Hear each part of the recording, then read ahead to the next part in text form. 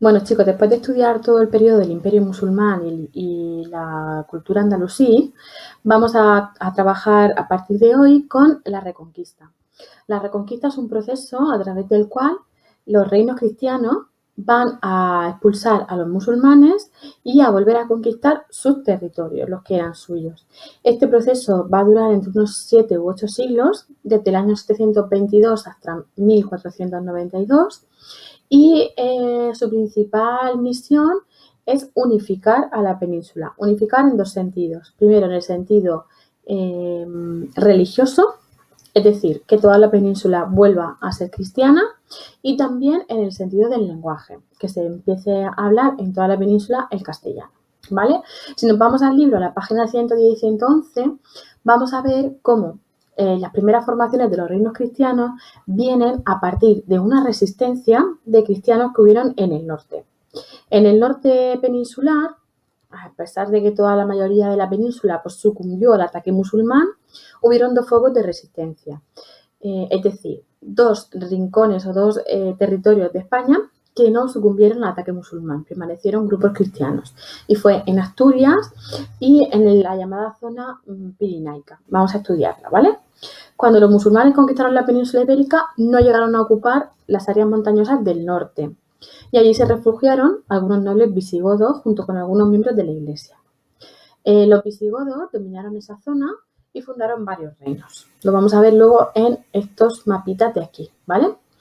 En los siguientes siglos estos reinos se extendieron hacia el sur, fueron bajando y ocuparon territorios que antes habían sido de los musulmanes, y a este periodo histórico se llama la Reconquista. Los nuevos reinos cristianos surgieron en dos zonas distintas, como hemos dicho, en la cordillera Cantábrica y en los Pirineos. Es decir, si miramos el mapita de la 111, todo esto es cordillera Cantábrica y Pirineos es esta parte que separa la península ibérica de Francia, ¿vale? En la cordillera Cantábrica, en el siglo VIII, se funda el reino de Asturias y su primer rey fue Pelayo, que en el año 722 derrotó a los musulmanes en la batalla de Covadonga. Aquí tenéis un trocito de una leyenda que dice la leyenda que durante la batalla de Covadonga el rey don Pelayo vio una cruz en el cielo y construyó una copia y la alzó. En ese instante, una lluvia de piedras cayó sobre el ejército musulmán y ellos pudieron vencer en la batalla de Covadonga. Y esta cruz de la victoria aparece hoy día en la bandera de Asturias. Si conocéis la bandera de Asturias, tiene una crucecita en el centro, que es esta cruz de la batalla de Covadonga, ¿vale? Después de derrotar a los musulmanes desde el siglo X, este territorio se pasó a llamar el Reino de León. Y aquí lo tenéis un poco llamado el Reino Asturleonés, ¿vale? Y en el año 1065, la parte oriental del reino se independizó y se convirtió en el Reino de Castilla. Después vamos a ver la sucesión de los mapas, ¿vale? Luego, la zona de los Pirineos, esta zona, dice, era una zona controlada desde Francia por el Imperio Carolingio. Llamamos el Imperio Carolingio porque estaba dirigido por Carlomagno, ¿vale? Y él realizó lo que se llama o lo que se conoce como la Marca Hispánica, que fue una frontera militar que dio origen a dos focos cristianos, al reino de Pamplona y a los condados catalanes, ¿vale? Entonces aquí lo tenéis un poquito explicado, se independizaron, formaron al oeste, de este a oeste, el reino de Pamplona y los condados catalanes, y en el año 1035 los condados aragoneses se convirtieron también en el reino de Aragón. Después, posteriormente, el reino de Pamplona cambió su nombre a Reino de Navarra en 1162, ¿vale? Luego vamos a ver un poco cómo evolucionaron. Nos vamos a la página 111. Dice, desde el siglo XI, los reinos de León y Castilla avanzaron hacia el sur de la península. Es decir, vamos como bajando del norte hacia el sur para ir conquistando nuevos territorios, nuevas zonas, ¿vale?